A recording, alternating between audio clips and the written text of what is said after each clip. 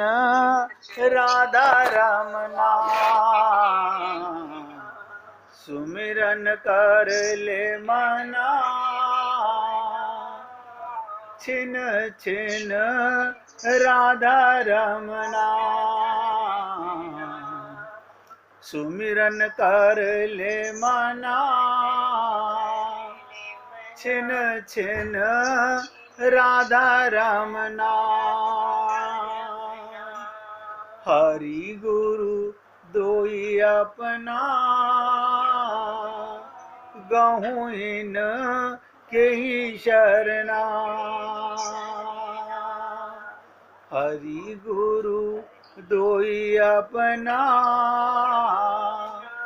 गहूँ इन के ही शरणा।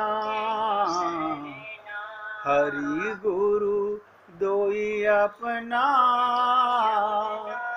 गहूँ इन के ही शरणा। सुमिरन कर ले मना, छिन छिन राधा रमना सुमिरन कर ले मना, छिन छिन राधा रमना। सभी पुण्य आत्मा बहुत एकाग्रचित अपने हृदय को और चित्त के भाव को, अपने हृदय को कहाँ ले जाइए? नंद गांव में ले जाइए, जहाँ पर उद्धव जी और नंद बाबा यशोदा के बीच की चर्चा। और आप उस विरह वेदना की, प्रेम की, भक्ति की बातें सुनने के लिए जितने एकाग्र चित्त होकर सुनोगे, ये मुझे नहीं पता आपका हृदय कितना द्रवित होगा, लेकिन मेरा प्रयत्न होगा आप सबके हृदय में भगवान के उस प्रेम की वेदना का एक टीस जरूर उत्पन्न कर दूं। ये भगवान का धाम नंद गांव है, इसमें ये नंद बाबा का महल है।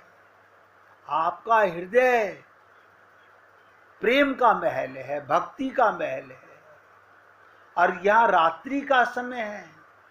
इसमें नंद बाबा, यशोदा मैया, उद्धव जी एक जगह बैठे हुए हैं, और वहां नंद बाबा की आंखों से आप सोचोगे पुरुष को भी कभी आंसू आते हैं। ये पुरुष बन के सुनने की लीलाएं नहीं है, ये आत्मा की वेदना है, ये आत्मा का प्रेम है। यहाँ स्त्री पुरुष की लीला नहीं सुनी जाती, यहाँ तो आत्मा का दर्द है। तो नंद बाबा के आंखों से आंसू झरझर, कभी आंसू टपकने पड़ते हैं, नीचे तक गिर जाते हैं। बहुत कोशिश करते हैं, अपने धोती के पल्ले से उठा करके बैठे हुए हैं उकड़ू, और पहुंचने का प्रयत्न करते हैं। और यशोदा मैया की आंखों से आंसू तो बह ही रहे हैं, जैसे कि यशोदा मैया कृष्ण नाम के आंसुओं से माला जप रही है। आप सोचिएगा, दोनों बीच बीच में सांस लेने के लिए, अपनी नासिका पहुंचने के लिए, आंसू पहुंचने के लिए बस एक नाम का उच्चारण करते हैं, कृष्ण कृष्ण कहकर फिर रो पड़ते हैं। वो अपने हृदय की पीड़ा जाहिर तो नहीं करना चाहते, रोना नहीं चाहते। कोई नहीं चाहता कि मेरे हृदय की वेदना कोई अतिथि आके सुन पाए, लेकिन वो कभी कभी उनका गला जब रुंध जाता है, वो स्वाभाविक आंखों से प्रकट हो जाते हैं, और वो बोलते हैं, हमारा कृष्ण, हमारा कृष्ण। कैसा दर्द, कैसी वेदना, कैसी टीस। और क्या कहते हैं, उद्धव जी, देखो उद्धव जी अतिथि को जी लगा के संबोधित कर रहे हैं और अपने प्यारे कृष्ण को, वो आपके और हमारे लिए परमात्मा है, प्रेमियों के लिए परमात्मा नहीं होता। आप सोचिएगा, कोई मजिस्ट्रेट है, उसकी पत्नी के लिए क्या वो मजिस्ट्रेट है?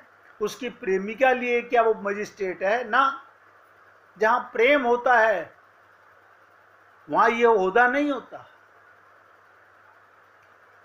तो उद्धव जी से कहते हैं, उद्धव जी एक बात बताओ, हमारा कृष्ण क्या हमें कभी स्मरण करता है? ये हमारा, सोचिएगा इस शब्द में कितनी कितनी वेदना है।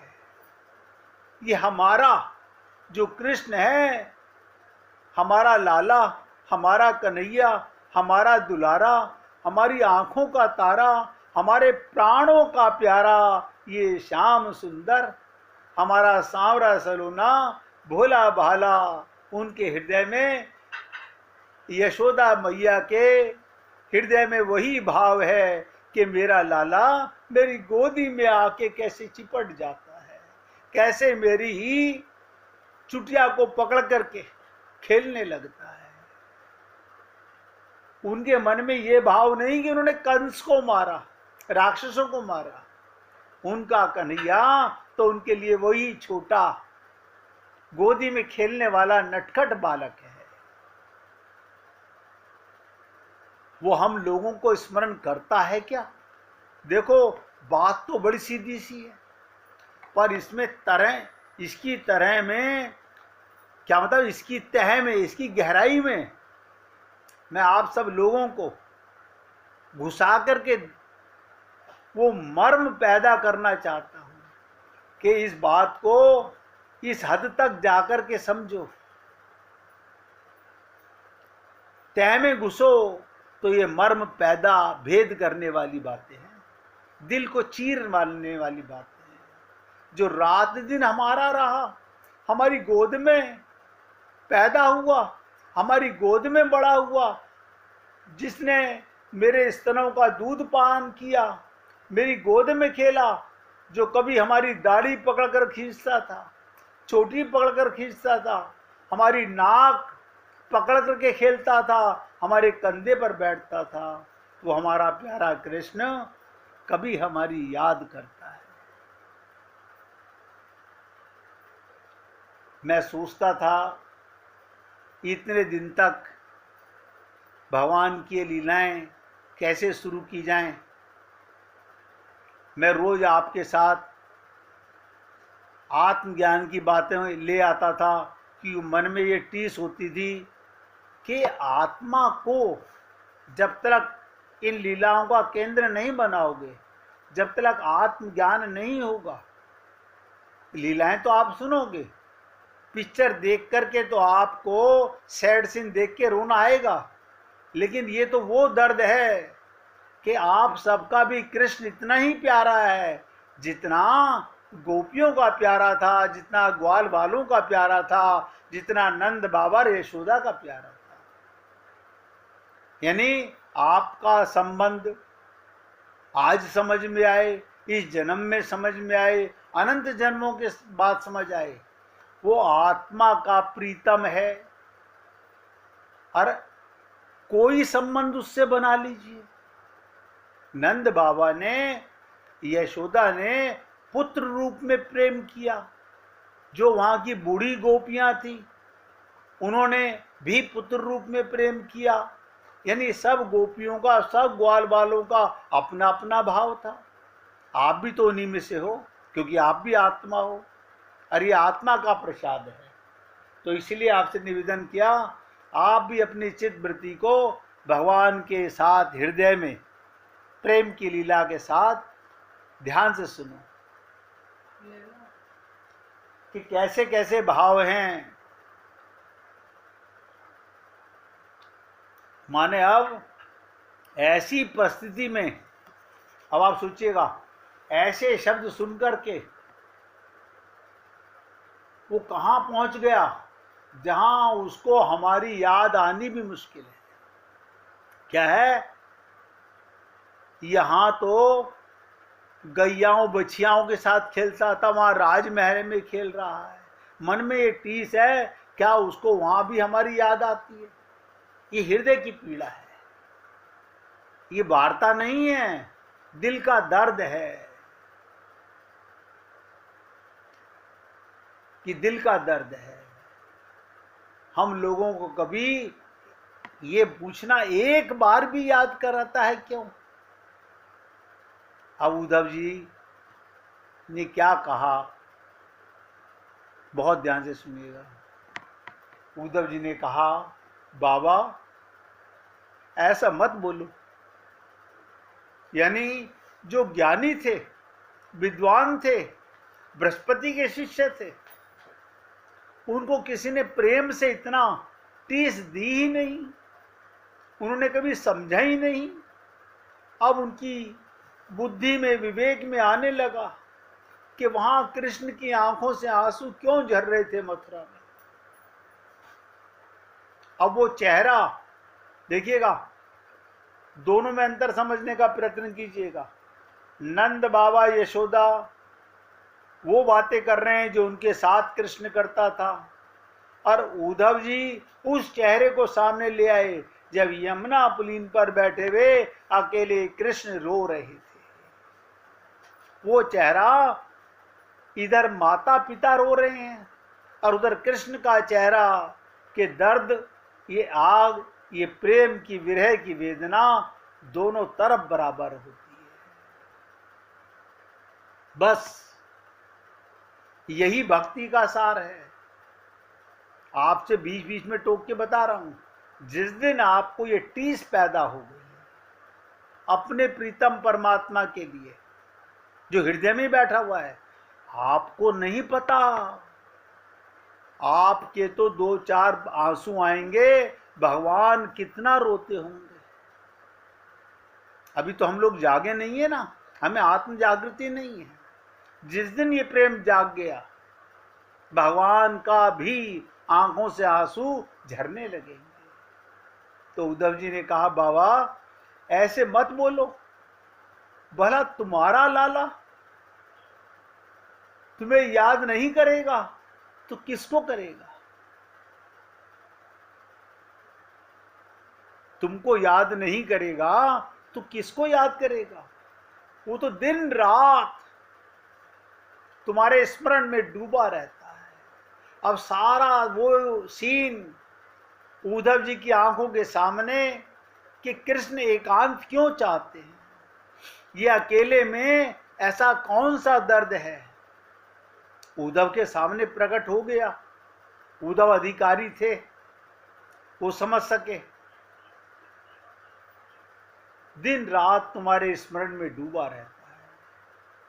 नंद बाबा ने कहा, नहीं उद्धव, कृष्ण ने कंस को मार दिया। उसके ससुर साहब कंस के जरासंध बड़े प्रबल प्रतापी हैं, उनके पास तो बड़ी सेना है, साल्व है, बाणासुर है, भौमासुर है, बड़े बड़े मित्र अभी जिंदा हैं। वो बार मारो मथुरा पर चढ़ाई करेंगे। यदुवंशियों को कंस ने भगा रखा है, वे देश में जगह जगह बिखरे में हैं, उनको समेट कर लाना होगा। ये यदुवंशी, कंस ने सबको तितर बितर कर दिया था, सब छुप गए थे, उन सबको फिर बसाना होगा, उनकी सुख सुविधाओं की व्यवस्था करनी है। और क्या कहा, अब अपने आंसू पहुंचकर, क्योंकि दर्द वेदना अपनी जब ये सुन लिया कि मेरा लाला मुझे याद करता है, बस यही चाहते थे, यही टीस थी कि उद्धव जी के मुख से सुना, रात दिन तुम्हारे स्मरण में डूबा रहता है। तो अब तुरंत नंद बाबा ने बात पलटी, हमारे लाला को नई माँ, देखिएगा ये बोलने में एक कष्ट होता है। नई माँ देवकी मिल गई है, नए बाप वसुदेव मिल गए हैं, उसे उनकी व्यवस्था भी तो करनी है। आप उसे कहना इतना ना रोया कर, हमें याद ना करा करे। खुद रो रहे हैं और उधर से कह रहे हैं उसने तो जाके मथुरा पूरी बसानी है, सबका दर्द निपटाना है, उसे कहना हमें याद ना किया करे। हमारी याद के लिए इतना समय ना निकाले। देखिएगा जरा सी बात से शुरुआत हुई थी और विरह वेदना कहां तक चली गई। अब आप सोचिए, आप रोज मंदिर में पूजा करते हो, भगवान को स्नान कराते हो, उनका श्रृंगार करते हो, आरती करते हो, उन्हीं में तो नारायण बैठा हुआ है और वही नारायण हृदय में बैठा हुआ है। कभी आपके हृदय में ये टीस भरी बातें उसको लेकर के नाचने का मन करे, चूमने का मन करे, गोदी में झुलाने का मन करे, ये सब भाव आपके हृदय का होना, दिखावा नहीं, मेरे कहने से नहीं। जिस दिन आपको आत्मज्ञान की, अपने को आत्मा का अनुभूति होने लगेगी, चेतनता की अनुभव होने लगेगा। मैंने आज बाई जी ने पूछा था कुछ मुझसे, तो मैंने कहा था यही इंद्रियां अंतःकरण में परमात्मा के साथ लीला करने लगेंगी। यही आंख है, यानी बंद आंखों से अंदर की आंख खुल जाएगी, परमात्मा की लीला में चली जाएगी।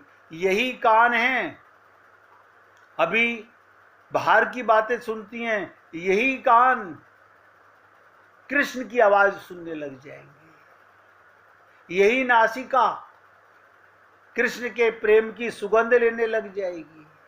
उनके श्रृंगार का, उनके रूप का, उनके लावण्य का, उन्हीं मधुर बांसुरी का, उनकी लीलाओं का आनंद आपके हृदय में टीस पैदा करेगा। इंद्रियां यही हैं। जैसे आप सपना देखते हो, ध्यान दो, उस समय शरीर तो सोया हुआ होता है, आपका मन नया शरीर बना लेता है, वहाँ नई आँख हैं, वो नए कान हैं, नई गाड़ी है, आप जवान होते हो और संसार में न जाने कहाँ कहाँ घुमाते हो। इसी प्रकार जिस दिन आपको चिदाभास होगा, आत्मज्ञान होगा, आपका अंदर का मन, जिसे कहते हैं आत्म भाव, अभी तो शरीर का देह भाव है जो संसार में ममता मोह आसक्ति करता है, फिर आपका चिदाभास अंदर की ओर मुड़ जाएगा। फिर आपके हृदय में भक्ति की, प्रेम की लीलाएं रोज नवीन अपने आप उठती रहा करेंगी। मैं तो जो कुछ सुनाऊंगा वो तो एग्जाम्पल होंगी, आप तो इतनी लीलाएं आपके हृदय में आएंगे, शास्त्र लिख डालो। हर गोपी के हृदय में भागवत से ज्यादा प्रेम की लीलाएं भरी हुई हैं, अनंत जन्मों की भरी हुई हैं। इसलिए मैंने कहा जब भी एकांत मिले, देखो सारे संसार से हट करके सपना भी तो मन देखता है। एकांत में 5 मिनट, 10 मिनट, 2 मिनट कुछ तो मिलते होंगे जीवन में। आंखें बंद करके अपने हृदय को परमात्मा के प्रेम में ले जाने का प्रयत्न किया करो। संत महात्मा गुरु अपने शिष्यों को समझाते रहते हैं। एक बार ध्यान से सुनिएगा, क्योंकि और आगे की चर्चा सुनने से पहले आपको परिपक्व ही करना चाहता हूं। खाली लीला सुनने से बात नहीं बनेगी, लीला मई को हृदय में लाना पड़ेगा। एक बार अपने शिष्यों को समझाने के लिए गुरु ने कहा, प्रकृति सभी को समान अवसर देती है, क्या भगवान ने आपको और हमको समान अवसर नहीं दिया अपनी प्राप्ति का? कोई ये कह सकता है वो बहुत विद्वान है, उनको ज्यादा अवसर दिया होगा? ना। एक सप्ताह, 24 घंटे, 30 दिन, 12 महीने सबको बराबर है। आप कितना उपयोग करते हो, कितना दुरुपयोग करते हो, बात सिर्फ इतनी सी है। इस बात को समझाने के लिए गुरुजी ने क्या किया, अपने सब शिष्यों को कि प्रकृति को सबको समान अवसर देती है और अवसर इस्तेमाल करके अपना भाग्य खुद बना सकते हो। हम अपना भाग्य खुद बना सकते हैं। इसी बात को ठीक तरह से समझाने के लिए शिष्य से कहा कि बेटा 3 कटोरे लेकर के आओ। अब आप 1 मिनट पहले कीर्तन करो, फिर कटोरे अपने आंखों के सामने रखना, जो सुनाऊं वो लीला को सुनना। भजे जा